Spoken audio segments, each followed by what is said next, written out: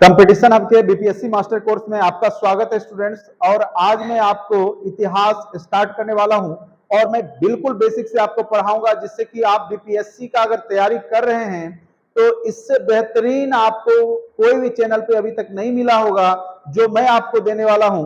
और इसमें आपका जो ऑप्शनल जो आप हिस्ट्री लेते हैं तो आपके लिए बहुत ही ज्यादा यहाँ पे कह सकते हैं कि यूट्यूब चैनल के माध्यम से आपको मदद मिलने वाला है। तो अगर आपने अभी तक चैनल को सब्सक्राइब नहीं किया है तो पहले वीडियो देख लें, उसके बाद अच्छा लगे तो जरूर चैनल को सब्सक्राइब कर लेंगे।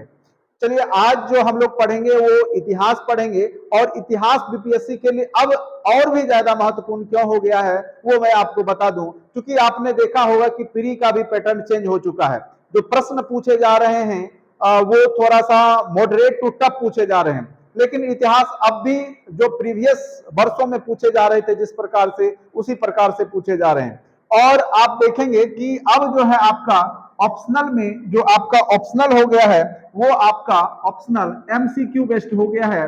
और इसमें आप हिस्ट्री से बहुत ज्यादा फायदा उठाने वाले हैं, क्योंकि हिस्ट्री आपको प्री में, जब आप प्री में बैठते हैं तो लगभग 150 प्रश्न में कम से कम 30 to 35 प्रश्न आपके हिस्ट्री के ही होते हैं, जो कि हमारे सारे लेक्चर में आपको सारा कवर हो जाएगा। 110% में बोलूंगा सारे जो हमारे द्वारा पढ़ाए जाएंगे उसी में से आएंगे। बस आप वीडियो पे बने रहिएगा और देखिएगा कि किस प्रकार से प्रश्न पूछे जाएंगे, क्योंकि हमने भी दो बार इंटरव्यू दिया और मुझे पता है कि कहां से प्रश्न पूछे जाते हैं और किस प्रकार से आप हिस्ट्री में 100% नंबर स्कोर कर सकते हैं। ठीक है, तो 30 से 35 प्रश्न तो आपको प्री में यहां से मिलेंगे। फिर अगर आप मेंस में अगर आप जाते हैं तो मेंस में भी आपको यहाँ पे एमसीक्यू के रूप में हिस्ट्री ऑप्शनल आप रख सकते हैं। और हिस्ट्री ऑप्शनल में आप आसानी से 40 प्रश्न जो कि आपके लिए क्वालिफाइंग होगा, 40 नंबर या जितने भी मार्क्स के हों, 40 प्रश्न अगर 100 प्रश्न में बना लेते हैं यानी 40%, तो आपका रिजल्ट क्वालिफाइंग में आ जाएगा। तो यहाँ पे इसको आसान भी नहीं रखना है और इसको ज्यादा टफ भी नहीं मानना है। ये जो प्रश्न होंगे मॉडरेट टू टफ लेवल के होंगे हिस्ट्री के प्रश्न। आप जिस प्रकार से सामान्य तैयारी करते हैं हिस्ट्री का, तो प्री के लेवल का नहीं होगा। इसमें आपके वर्ल्ड हिस्ट्री के भी डीपली प्रश्न पूछे जा सकते हैं, इसीलिए आपको अच्छे से हिस्ट्री की समझ विकसित करनी ही होगी। ठीक है, उसके बाद आप जब हिस्ट्री से जब इंटरव्यू में जाते हैं तो वहां भी तरह तरह के हिस्ट्री के प्रश्न पूछे जाते हैं। उसमें आपको व्यापक नॉलेज होना चाहिए। अगर आप चाहेंगे कि थोड़ा सा पढ़ करके और एक कोई बुक फॉलो करके हम उतना नॉलेज गेन कर लें, तो आप फर्स्ट बार में तो एक अटेम्प्ट में नहीं निकाल पाएंगे, कहीं ना कहीं कमी रह जाएगी। लेकिन अगर आप सही मार्गदर्शन में पढ़ेंगे, क्योंकि हम लोग बहुत सारे सोर्स को अपनाते हैं और हमने देखा है कि इंटरव्यू में किस तरह के प्रश्न पूछे जाते हैं, कॉन्सेप्ट आधारित, टेक्निकली कह सकते हैं कि इतिहास को भी टेक्निकली टर्म, जो टेक्निकल टर्म है वहां से आपका पूछा जाता है प्रश्न इंटरव्यू के दौरान भी। तो तीन जगह आपको इतिहास मदद करेगा, इसीलिए इतिहास सब्जेक्ट आपके लिए बहुत ज्यादा महत्वपूर्ण है। और मैं आपको पूरा जो भी आपका एनिशिएंट है, मिडिवल है, मॉडर्न है, वो आपके एग्जाम से पहले जो अभी आप 69th है जो लोग प्री देने वाले हैं उनके लिए भी, और जो 68 का मेंस लिखेंगे उनके लिए भी ये अति महत्वपूर्ण चैनल हो जाएगा मेरा। चलिए, तो इतिहास क्यों महत्वपूर्ण है अभी बीपीएससी के लिए हमने आपको बता दिया। और हमारा जो बैच है वो स्टार्ट हो चुका है 27 फरवरी से। लाइव क्लासेज आपको समय शाम में 3:30 से आपको 5 के बीच में आपको लाइव क्लास भी मिलेगा। साथ साथ जो हमारे ऐप के माध्यम से रिकॉर्डेड वीडियो होंगे, हमारा जो क्लास होगा, पीडीएफ मटेरियल, ऐसे सब कुछ आपको ऐप के माध्यम से दिया जाएगा। तो आप लोग अगर परचेज नहीं किए हैं, बाय नहीं किए हैं, तो कोर्स पहले आप जा करके हमारे यूट्यूब चैनल पे बहुत सारा वीडियो हमने डाला है और आपने देखा होगा कि 67th में सारे प्रश्न GS1 और GS2 और हिस्ट्री सारे प्रश्न हमारे जो हमने यूट्यूब पे पढ़ाया था वहीं से पूछा गया है। अगर आपको लगता है कि हम कुछ एक्स्ट्रा बोल रहे हैं तो आप हमारे चैनल में जाकर के प्ले लिस्ट में जाकर के हिस्ट्री का GS1 GS2 और उसका डेट आप देख लें। एग्जाम से पहले हमने सारा वीडियो अपलोड कर दिया था और वहीं से सारे प्रश्न आए थे। तो इतना पे आप भरोसा कर सकते हैं और कोर्स बाय कर सकते हैं। कोर्स का ज्यादा फीस भी हमने नहीं रखा है, डिस्क्रिप्शन बॉक्स में लिंक दिया गया है। ठीक है, तो आज हम लोग जो है इतिहास शुरू करते हैं और इतिहास में सबसे पहले हम लोग जानेंगे कि इतिहास कहते किसको हैं। ठीक है, तो इतिहास को हम लोग जानेंगे और इतिहास कहते किसको हैं। क्योंकि यह बेसिक है। इतिहास जब तक आप जानिएगा नहीं इतिहास कहते किसको हैं, तो फिर इतिहास का पढ़ने का मतलब क्या होगा। और आप जब इंटरव्यू में जाते हैं तो तरह तरह के प्रश्न पूछे जाते हैं, इतिहास कहते क्यों है, इतिहास हम क्यों पढ़ें, इतिहास पढ़ने से क्या फायदा है, इतिहास क्या अपने आप को दोहराता है। तो कहने का अर्थ है कि इतिहास के कई तरह के प्रश्न आपके इंटरव्यू में भी पूछे जा सकते हैं। तो जब भी आप पढ़िए तो पूरा बेसिक से लेकर के अप टू, यानी आप पढ़ सकते हैं मॉडरेट टू टफ लेवल। अब आसान प्रश्न आपके एग्जाम में नहीं पूछे जाएंगे। चलिए, तो सबसे पहले मैं यहां लिख दूं इतिहास शब्द, इतिहास शब्द मैं लिख दूं, और इतिहास का अर्थ क्या होता है ये सबसे पहले हम आपको सिंपल शब्दों में बता देते हैं। इतिहास 3 शब्दों से मिलकर बना है, इतिज और हज और आस, और जिसका अर्थ होता है ऐसी घटना जो निश्चित तौर पे हुई है, निश्चित रूप से हुई है। अगर आपको कोई पूछता है क्या रामायण महाभारत इतिहास है, और ये इंटरव्यू के दौरान भी पूछे जा सकते हैं, तो आप बोलेंगे बिल्कुल नहीं, क्योंकि इसके हमारे पास साहित्यिक प्रमाण तो हैं लेकिन पुरातात्विक प्रमाण कुछ भी नहीं है। और यह भी नहीं क्लियर है कि वह किस काल में लिखा गया था, क्योंकि जो भी अभी रामायण महाभारत पुराण या जो भी वेद लिखे गए वो वैदिक सभ्यता के बाद लिखे गए हैं। ठीक है, या तो गुप्त काल में उनका क्या क्या सूचीबद्ध किया गया, उनको लिपिबद्ध किया गया, या फिर उसके बाद की घटना है, लेकिन उससे पहले की घटना जो है वो नहीं है। इसीलिए घटना कभी घटित हुई साहित्यिक सोर्स है भी, अगर उसका पुरातात्विक सोर्स हमारे पास नहीं है तो हम उसको इतिहास के अंतर्गत नहीं रखेंगे, क्योंकि उसके प्रमाणिक पुष्टि होनी चाहिए। लेकिन पुरातात्विक साक्ष्य हैं तो हम उसको इतिहास के अंतर्गत पढ़ते हैं। चलिए, या हम सिंपल शब्द में यह भी कह सकते हैं कि वर्तमान के प्रकाश में अतीत का अध्ययन क्या कहलाता है, इतिहास कहलाता है। यानी वर्तमान के प्रकाश में, यहां प्रकाश का तात्पर्य वर्तमान के प्रकाश में अतीत का अध्ययन, अतीत का अध्ययन क्या कहलाता है। सिंपल शब्द में आप बोल सकते हैं इंटरव्यू के दौरान भी, वर्तमान के प्रकाश में अतीत का अध्ययन। यह प्रकाश का मतलब कोई सनलाइट या टॉर्च लाइट का प्रकाश नहीं है, बल्कि स्रोत है। जो स्रोत हमारे पास हैं, अभी मैं आगे स्रोत के बारे में चर्चा करूंगा कि स्रोत कौन कौन से इतिहास को जानने का। तो जो स्रोत हम लोग यहाँ पे पढ़ेंगे, बहुत डिस्क्राइब करेंगे, उसमें साहित्यिक सोर्स हैं, पुरातात्विक स्रोत हैं, तो विभिन्न आयामों में यह हम जो है पढ़ेंगे।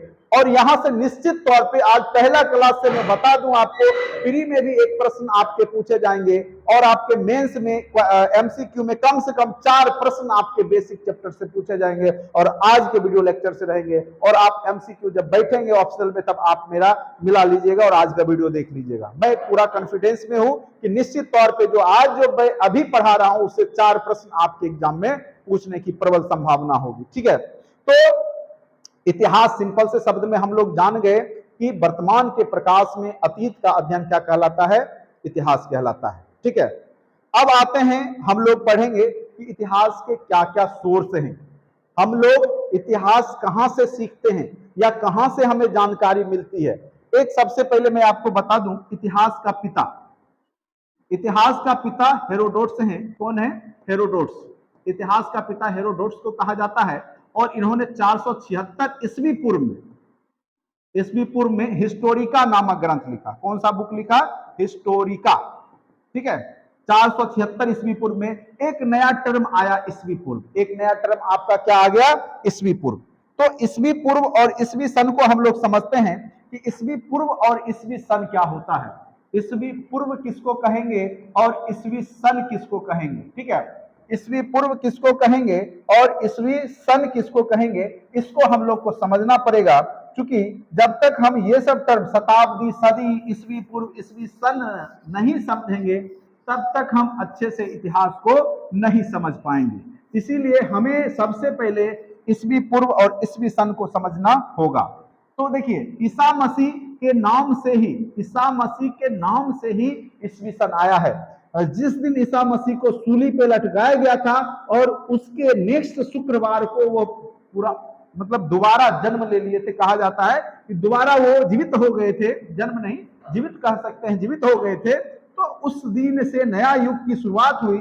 0 उस साल को माना गया, उस समय को माना गया उसके प्लस को ईस्वी सन कहा जाता है और उसके पहले की घटना को ईस्वी पूर्व कहा जाता है। ठीक है, तो ये टर्म आप लोग समझ गए होंगे, ईस्वी सन और ईस्वी पूर्व। एक शब्द आप बार बार सुनते होंगे, शताब्दी या सदी।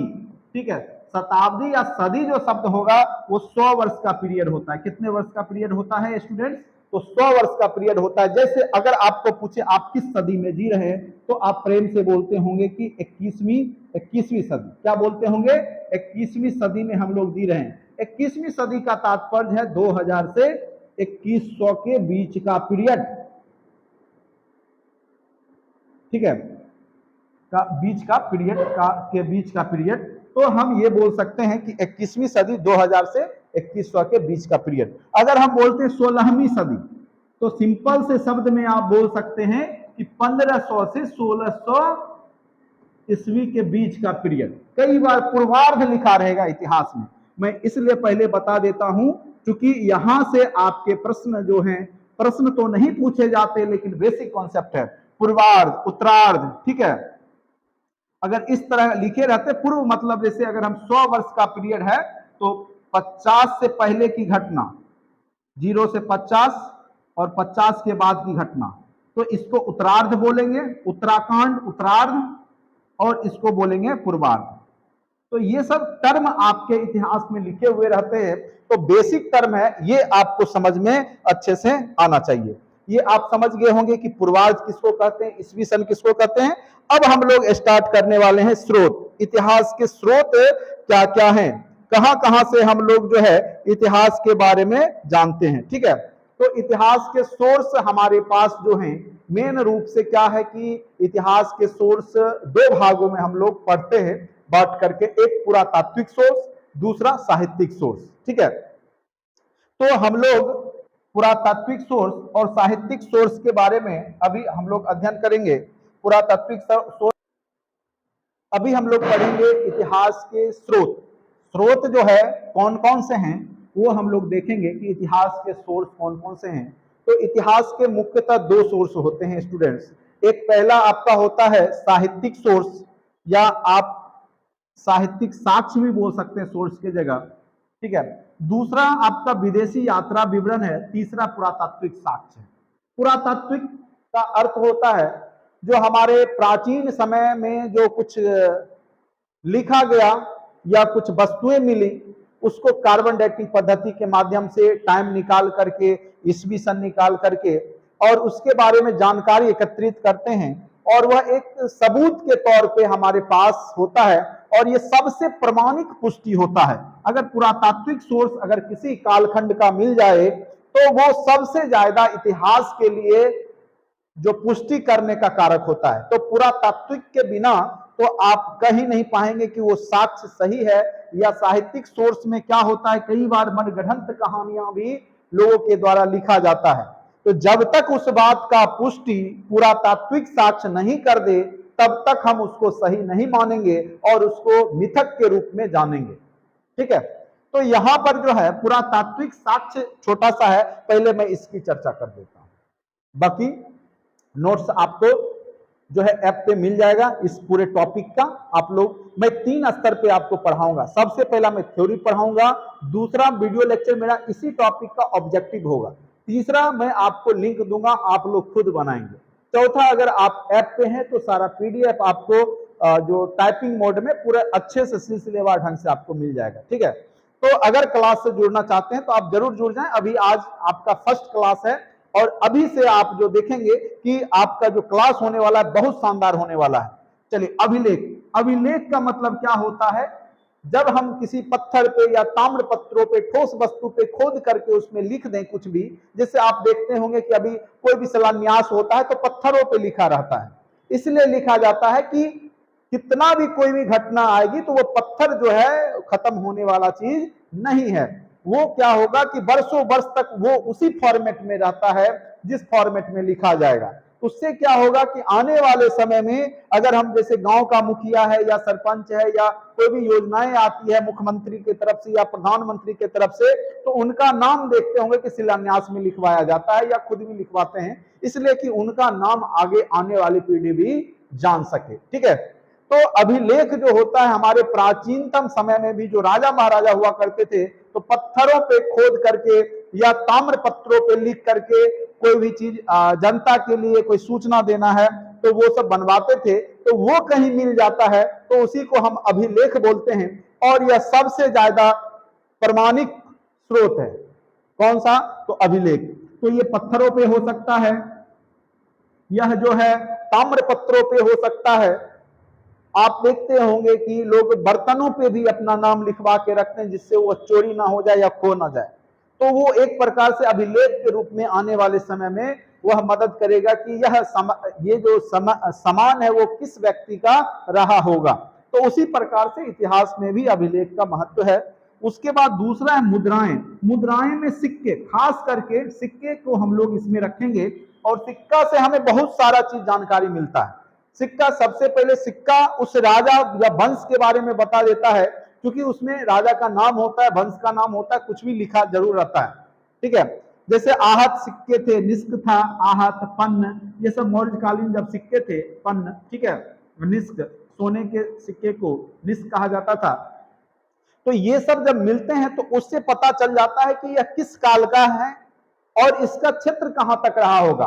अगर हम अभी नेपाल में चले जाए तो भारतीय मुद्रा वहां तो मिलेगी नहीं, सिक्का, तो हम समझ जाएंगे कि यह बगल का देश है या दूसरा देश है। अगर हम पाकिस्तान चले जाए तो वहां का अलग जो है प्रधानमंत्री और उसका नाम लिखा हुआ होगा, भाषा अलग हो सकता है उस सिक्के में। आप अमेरिका चले जाइए, वहां का अलग सिक्का होगा, तो उससे पता चल जाएगा कि कौन सा क्षेत्र किस राज्य के अंतर्गत है। तो राजा महाराजा का क्षेत्र कहां तक विकसित था वो सिक्कों के माध्यम से पता चल जाता है। उसके बाद आप सिक्कों के माध्यम से राजा का क्षेत्र तो पता कर ही सकते हैं, फिर वहां की आर्थिक स्थिति के बारे में भी पता कर सकते हैं। आर्थिक स्थिति का पता जो है सिक्के से चल जाता है। अगर सोने के सिक्के मिले तो राजा का जो राज्य होगा धनी मनी होगा, इसीलिए सोने के मिले। चांदी का मिला थोड़ा कमजोर है, और उस जगह कौड़ी मिला। कौड़ी भी एक समय था, प्राचीन समय में, गुप्त काल में कौड़ी का भी यूज मुद्रा के रूप में किया जाता था। तो यानी उसकी आर्थिक स्थिति दयनीय हो चुकी थी। तो ये जो मुद्रा है उसके माध्यम से भी आप उस काल के आर्थिक, सामाजिक और भी चीजों के बारे में जानकारी एकत्रित कर सकते हैं। उसके बाद स्मारक भवन है। अगर अभी हम जाते हैं आगरा और ताजमहल देखते हैं तो हमें स्वतः इच्छा होती है कि इसको बनाया किसने, और हम वह देखते हैं तो पता चलता है कि इसको शाहजहां ने बनवाया। बनाया तो मजदूरों ने, लेकिन बनवाया किसने? शाहजहां ने। तो किसके याद में? तो मुमताज महल की याद में। ठीक है, तो उससे हम उस शाहजहां के बारे में जानकारी एकत्रित कर लेते हैं। जैसे मौर्य वंश का मौर्य कला के अंतर्गत हम लोग जब पढ़ेंगे तो उसमें राजप्रसाद के बारे में चर्चा करेंगे। राजप्रसाद, ठीक है। अब कहेंगे कि यह राजप्रसाद कहां मिला, तो यह राजप्रसाद जो है वो मिला है आपका कुम्हरार में। कहां मिला है? तो कुम्हरार पटना में है, ठीक है। तो वहां से क्या हुआ कि जो 80 स्तंभ पे, जो 80 स्तंभों का जो मिला है, 80 स्तंभों पर 80 स्तंभों पर टिका हुआ, वहां पे जो है 80 स्तंभों पर टिका हुआ राजभवन मिला। उससे पता चल गया कि ये लोग कितने धनी मनी थे और कितना इनका राज्य जो है कला संस्कृति में आगे था। और वही हम लोग जब कला संस्कृति मौर्य कला पढ़ते हैं तो उसमें राजप्रसाद का चर्चा जरूर करते हैं। या कोई जो स्तंभ बनाए गए अशोक के समय में, सारनाथ का स्तंभ को ले सकते हैं जो कि आपके देश का राष्ट्रीय चिन्ह है, ठीक है। तो उससे भी आपको पता चल जाता है कि यह कितना प्रतापी शासक रहा होगा, ठीक है। तो हम लोग सिक्कों के माध्यम से स्मारक भवन के माध्यम से यह सब पता कर लेते हैं। तो स्मारक भवन या कोई भी स्थापत्य है उससे समकालीन परिस्थिति के बारे में पता चल जाता है, ठीक है। तो ये भी आपके इतिहास के बहुत अच्छे सोर्स हैं। उसके बाद मूर्तियां और चित्रकला। कभी आपने गौर किया राम भगवान को जींस टी शर्ट पहने हुए या AK-47 रखे हुए? नहीं। तो इसका मतलब है जब राम भगवान हुआ करते होंगे उस समय जींस टी शर्ट और जो है आपका AK-47 नहीं था। तीर धनुष जो आपका प्राचीनतम हथियार है, यानी वो प्राचीन समय का ड्रेसअप किए हुए, ठीक है। यानी उस समकालीन स्थिति के बारे में हमें पता चल जाता है कि उनका भोजन क्या था, तो फल फूल, उनका ड्रेस क्या था, तो उनका हथियार क्या था, तो उससे हम चित्रकला के माध्यम से अंदाजा लगा सकते हैं। ठीक है, या हम प्राचीनतम जितने भी चित्र देखते हैं उसमें बीना बजाते हुए किसी व्यक्ति को दिखाया गया, ना कि गिटार बजाते हुए, ना कि मोबाइल चलाते हुए, नहीं दिखाया जाएगा क्योंकि उस समय नहीं थे। तो उससे हम जानकारी एकत्रित कर लेते हैं चित्रकला के माध्यम से। अगर मूर्तियां कोई मिली उसके माध्यम से पता चल जाता है कि इनका जो लाइफ स्टाइल किस प्रकार से होगा। ठीक है, तो मूर्तियां और चित्रकला भी इतिहास जानने के बहुत ही बेहतरीन सोर्स हैं। और मूर्ति कला तो आज भी मूर्तियां बहुत सारे मिलती है जिससे हम उस स्थिति के बारे में, उस समकालीन स्थिति के बारे में अंदाजा भी लगा लेते हैं कि ये लोग कितने धनी मनी और संपन्न रहा करते होंगे। भारत में बहुत सारे ऐसे मूर्तियां हैं, बहुत सारे मंदिर हैं जो कि प्राचीनतम हैं, और उन्हें अगर उनके कला कौशल को देखते हैं तो उनमें निपुणता दिखती है। उनके साइंस, जैसे अगर मान के चलिए एक अभी आप देखते होंगे कुतुब मीनार जहां पे दिल्ली में है, वहां पे महरौली का लौह स्तंभ भी रखा गया है। ठीक है, तो वो आज तक जंग नहीं लगा। उससे क्या पता चलता है कि ये लोग साइंस में भी आगे थे कि ऐसा लोहा उन्होंने बना लिया जिसमें आज तक जंग नहीं लगा है। तो सोचने वाली बात है। तो हम लोग उससे भी पता लगा सकते हैं कि ये लोग साइंस में कितना डेवलप थे, सामाजिक स्थिति क्या थी, राजनीतिक स्थिति क्या थी। तो ये सारे सोर्स जो है, पुरातात्विक सोर्स जो हैं, वो आपके इतिहास को जानकारी के बहुत ही बेहतरीन सोर्स हैं। और यही जब मिलता है तो उसकी पुष्टि होती है और वह इतिहास जो है लिखा जाता है। चलिए अब हम लोग पढ़ेंगे साहित्यिक साक्ष्य। साहित्यिक साक्ष्य को हम लोग मुख्यतः दो भागों में बांटेंगे। एक तो आपका धार्मिक साहित्य, दूसरा लौकिक साहित्य। धार्मिक जो धर्म से जुड़ा हो, लौकिक जो जन सामान्य से जुड़ा हो। इसके अंतर्गत हम ऐतिहासिक ग्रंथ भी पढ़ सकते हैं, किसी का जीवनी ग्रंथ भी पढ़ सकते हैं। जैसे यहाँ पे हम लोग ऐतिहासिक ग्रंथ के रूप में अर्थशास्त्र को भी पढ़ सकते हैं। ठीक है, अर्थशास्त्र को भी पढ़ सकते हैं। तो ये सब, या किसी के जीवनी, मुद्रा राक्षस, मेघदूतम, रघुवंशम, ये सब कालिदास की रचना को भी हम लोग देख सकते हैं। तो इसके माध्यम से हम लोग क्या करेंगे कि इतिहास को जान सकते हैं। ठीक है, तो लौकिक साहित्य हो गए। उसके बाद आपके आगे धार्मिक साहित्य में हम इसको दो भागों में बांटेंगे। सबसे पहला होगा आपका धार्मिक साहित्य को हम लोग दो भागों में बांटेंगे। सबसे पहला आपका ब्राह्मण साहित्य, दूसरा ब्राह्मणोत्तर साहित्य। ठीक है, तो ब्राह्मण साहित्य में हम वेद को ले सकते हैं, ऋग्वेद, सामवेद, यजुर्वेद, अथर्ववेद। जैसे ऋग्वेद आपका श्लोक है, ऋक मतलब ही होता है ऋचा, और ऋक से बना है ऋग्वेद। उसके बाद आपका सामवेद है, गायन संबंधी वेद है। फिर आपका यजुर्वेद है, यजुर्वेद है, फिर अथर्ववेद है। ठीक है, तो ये सारे वेद जो हैं ब्राह्मण वेद हैं। इससे उस समकालीन परिस्थिति के बारे में हम लोग जानते हैं। जैसे यजुर्वेद गद और पद दोनों में है। इसमें जो है पूजा पाठ कराने की जो विधियां होती है वो सब धार्मिक कर्मकांड की विधियां लिखी गई है। तो कर्मकांड संबंधित वेद आपका यजुर्वेद है। अथर्ववेद जादू टोना टोटका संबंधित वेद है। अभी भी कुछ होता है या नजर गुजर की बात होती है तो आप लोग नींबू मिर्ची लटका देते हैं। तो ये सब जादू टोना टोटका से संबंधित, या कोई मंत्र पढ़ करके सांप का जो है विष खत्म कर देते हैं, तो वो सब कहा जाता है कि अथर्ववेद से ही आया है। उसके बाद सामवेद, जो सारे गामा पाधानी जो स्वर आए हैं, 7 स्वर, वो सामवेद से ही आए हैं। और आगे चल करके तो आप देख ही रहे हैं आज वर्तमान में कौन कौन सा गीत आपको सुनने को मिल रहा है। ठीक है, नहीं चाहते हुए भी आप सुन रहे हैं। चलिए, उपनिषद का अर्थ होता है समीप बैठना।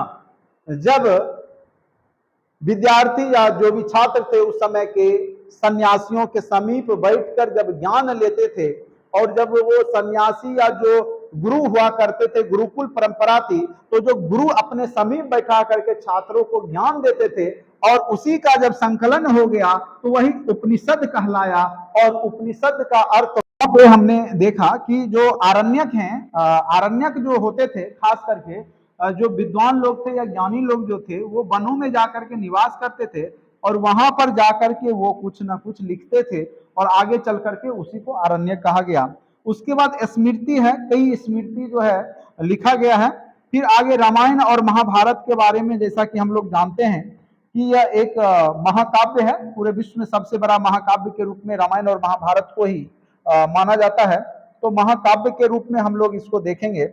उसके बाद है महाभारत, तो महर्षि वेदव्यास के द्वारा लिखा गया था और रामायण वाल्मीकि के द्वारा।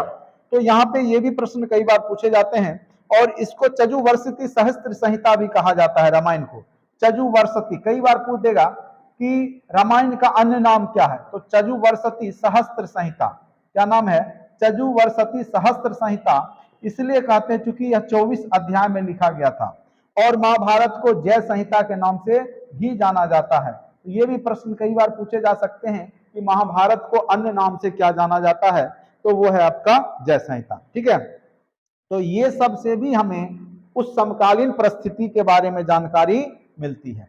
अब आते हैं मेन रूप से हम लोग जो यूनानी लेखक आए उनके द्वारा जो लिखा गया, और वो खास करके आप देखेंगे यहाँ पर कि टेसियस जो कि ईरान के थे, और उन्होंने भी भारतीय इतिहास के बारे में लिखा है। क्योंकि जब सिकंदर आया था, अलेक्जेंडर, तो वो इराक ईरान होते हुए आया था और उसी रास्ते से भारत पहुंचा था। इस रास्ते से तुर्की, आप देखते होंगे यहाँ पे भूमध्य सागर है, तुर्की, इराक, ईरान, मतलब यूनान से जब चला था वो, तो सबसे पहले भारत में आक्रमणकारी के रूप में याद रखिएगा ईरानी आए, तो दूसरे नंबर पे यूनानी आए थे। तो यूनानी था सिकंदर। ठीक है, ग्रीक जो एथेंस देश है वहां से ये लोग आए थे, आक्रमणकारी थे, और इनके साथ भी बहुत सारे इतिहासकार या कह सकते हैं कि जानकार व्यक्ति रहते थे। तो हेरोडोट्स इतिहास का पिता जो है कहा जाता है, ये भी यूनानी लेखक ही थे।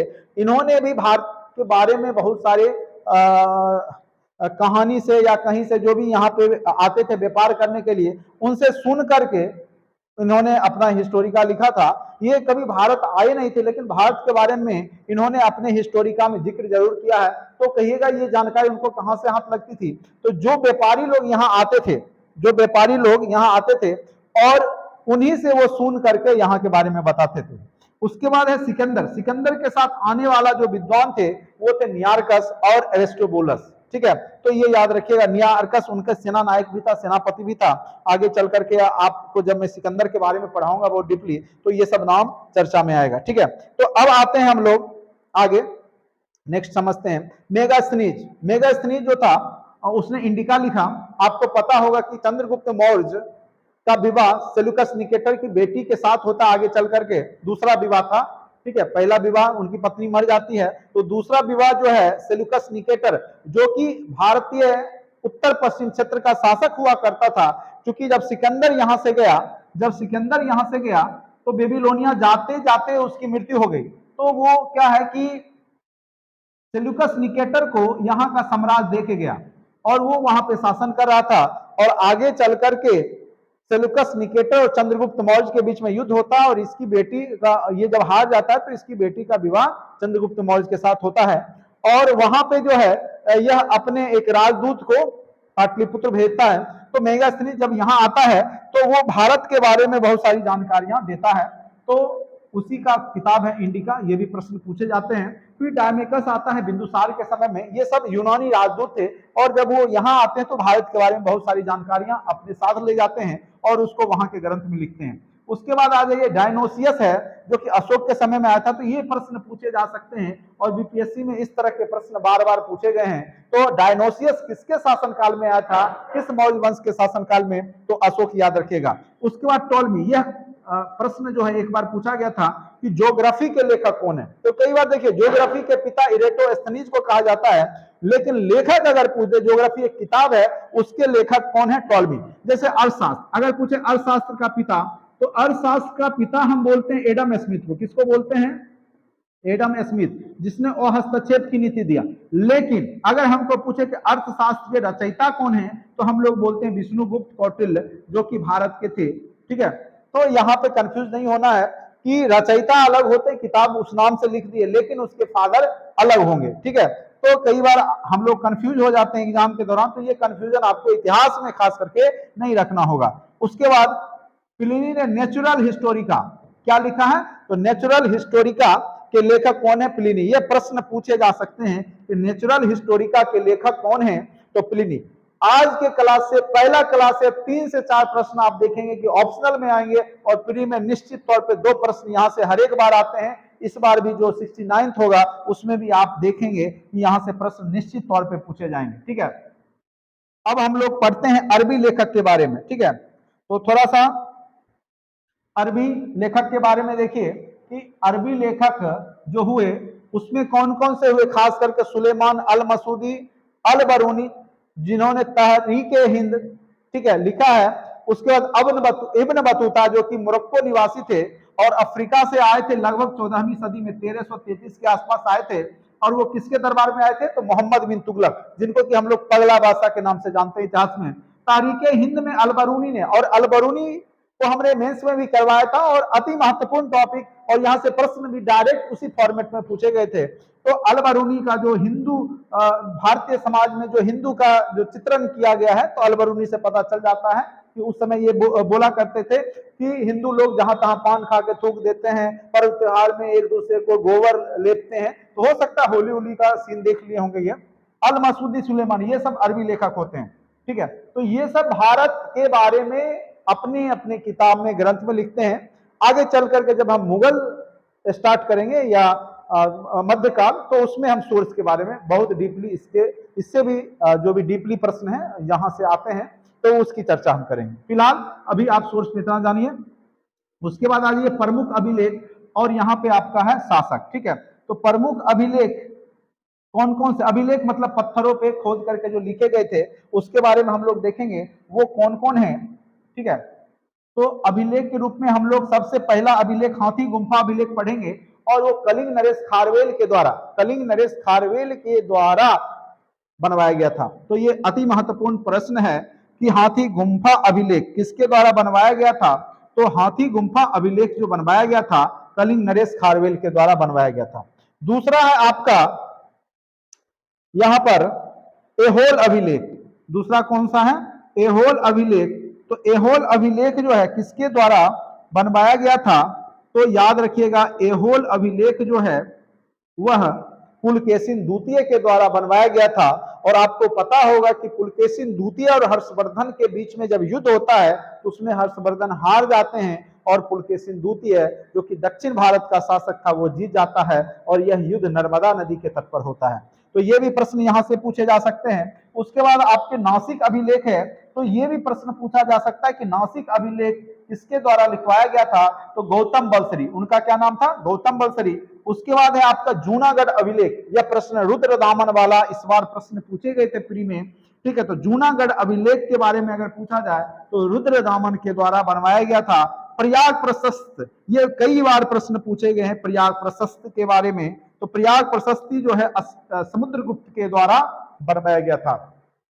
समुद्रगुप्त को भारत का नेपोलियन भी कहा जाता है, और इसने उत्तरापथ स्वामी और दक्षिणापथ स्वामी दोनों की पदवी धारण की थी, क्योंकि इसने आर्यावर्त जो उत्तर भारत का था, देखिए यहां से भी एक प्रश्न पूछा गया था कि दक्षिण जो पार्ट था उस समय क्या कहलाता था। ठीक है, दक्षिण भारत का पार्ट क्या कहलाता था, या दक्षिण बिहार या कुछ इसी टाइप का था। तो एक तो आर्यावर्त था, एक अनार्य था, अनार्य लोग रहते थे। ठीक है, तो वहां अनार्य ना दे करके ऑप्शन में क्या कर दिया था, आपने देखा होगा, जैसे अनार्य को हम इंग्लिश में ऐसे लिखते हैं अनार्य। ठीक है, तो उसको उसने लिखा होगा अनार, एक शब्द को बदल दिया, वाई की जगह टी कर दिया, और ऑप्शन आप देखे होंगे अनार। और मैक्सिमम यूट्यूब वाले सब अनर्थ अनर्थ बिना मतलब सोचे समझे, कोई पुष्टि कोई परवाह नहीं, मतलब अंदाजा लगा करके, और ऐसे बोलते थे कि जैसे मानो कि उन्होंने पढ़ाया है इस चीज को, और वो बहुत बड़े विद्वान है और पढ़े हैं। तो वो सब चक्कर में मत रहें, जो सोर्स है वही है, सही सोर्स है। एक ऑप्शन आपके पास इनमें से कोई नहीं भी है। ठीक है, इसीलिए आप लोग कंफ्यूज नहीं होइए। एग्जाम में अगर नहीं मिल रहा है आपका पढ़ा हुआ, मारिए इनमें से कोई नहीं, वो बिल्कुल सही होगा। ठीक है, आप लोग जो लोग 69 में बैठे होंगे उनको जानकारी होगी इस बात की। अब आते हैं हम लोग मंदसौर अभिलेख जो है, मंदसौर अभिलेख जो है मालवा नरेश खारवेल मालवा नरेश यशोवर्मन के द्वारा लिखवाया गया था। ग्वालियर अभिलेख जो है प्रतिहार नरेश भोज के द्वारा करवाया गया था। उसके बाद भीतरी व जूनागढ़ अभिलेख स्कंद गुप्त के द्वारा, ये भी गुप्त वंश के प्रतापी शासकों में से एक थे। तो ये सारे सोर्स यानी हमने पढ़ा आज कि दो भागों में बांटे। सबसे पहले मैं ऊपर जाता हूं, ऊपर से मैं आपको पूरे अच्छे से बताता हूं कि हमने आज क्या क्या पढ़ा। ठीक है, हमने जो पढ़ा आज वो मेन रूप से हमने पढ़ा इतिहास के सोर्स, और यहां से निश्चित तौर पे प्रश्न पूछे गए हैं और पूछे जाएंगे। ठीक है, तो सबसे पहले हमने सोर्स को 2 भागों में बांटा। तो सबसे पहला पार्ट क्या था आपका, 3 भाग में। तो सबसे पहला था साहित्यिक सोर्स, दूसरा था आपका पुरातात्विक सोर्स। पुरातात्विक सोर्स को हमने पहले डिस्क्राइब किया, अभिलेख, मुद्राएं, सिक्के, स्मारक भवन, मूर्तियां, चित्रकला। दूसरा हमने साहित्यिक सोर्स पढ़ा, उसमें धार्मिक लौकिक साहित्य, ठीक है। उसके बाद हमने विदेशी यात्रा का विवरण के बारे में पढ़ा, यह भी सोर्स होता है इतिहास की जानकारी का, यूनानी, चीनी और अरबी मेन रूप से हमने पढ़ा। उसके बाद हमने हिंदू साहित्य के तहत या ब्राह्मण साहित्य के तहत हमने पढ़ा वेद, उपनिषद, आरण्यक, पुराण, स्मृति, रामायण, महाभारत। ब्राह्मणोत्तर साहित्य के तहत हम लोग अर्थशास्त्र या मेघास्त्री, ये बहुत सारे जो किताब थे, जैसे मालविकाग्निमित्रम, रघुवंशम, मेघदूतम, ये सब जो रचना है वो सब आ जाएगा। चलिए, मिक्सकटिकम। उसके बाद आपका जो यूनानी लेखक थे जिन्होंने लिखा, इतिहास टेसियस हो गए, ईरान के थे हेरोडोटस। यहां से प्रश्न आपके जब डीपली पूछे जाएंगे तो निश्चित तौर पे कोई ना कोई प्रश्न आपको देखने को मिलेगा। या डायनोसियस किसके शासन काल में आया, टॉलमी किसके शासन काल में आया, टॉलमी का बुक क्या है, ज्योग्राफी के लेखक कौन है। तो इस तरीका के प्रश्न आपको, अरबी अलबरूनी के बारे में जैसे इस बार मेंस में भी पूछा गया था, तो ये सब प्रश्न आपके एग्जाम में अति महत्वपूर्ण है, ठीक है। तो आज यह पहला लेक्चर था, उम्मीद करते हैं कि आपको समझ में जरूर आया होगा, ठीक है। अगर आपको अच्छा लगता है तो लाइक करें, सब्सक्राइब करें। अगर आप कोर्स लेना चाहते हैं तो मात्र 1500 में पूरा कोर्स आपको करवाया जा रहा है, प्री मेंस इंटरव्यू। और विशेषता यह होगी कि आपका जो इतिहास का ऑप्शनल है एमसीक्यू, वो भी सारे टॉपिक आपको मिलेंगे इसी चैनल पे। और 3 स्तर पे मैं पढ़ाई करवाऊंगा, एक आपका थ्योरी, दूसरा आपका ऑब्जेक्टिव, तीसरा टेस्ट। ये तीनों आपको एक वीडियो के लिंक में भी आपको मिलेगा, लेकिन बस टेस्ट तो फ्री होगा और आपको वीडियो भी फ्री होगा। लेकिन अगर आपको पीडीएफ मटेरियल चाहिए तो आपको क्लास ज्वाइन करना ही होगा, और मात्र 1500 में पूरा कोर्स आपको दिया जा रहा है। इससे सस्ता और इससे बेहतरीन कंटेंट कोई नहीं दे सकता, इस बात का फुल गारंटी है, ठीक है। तो आज के लिए इतना ही। Thank you so much watching for this video. Channel को जरूर सब्सक्राइब कर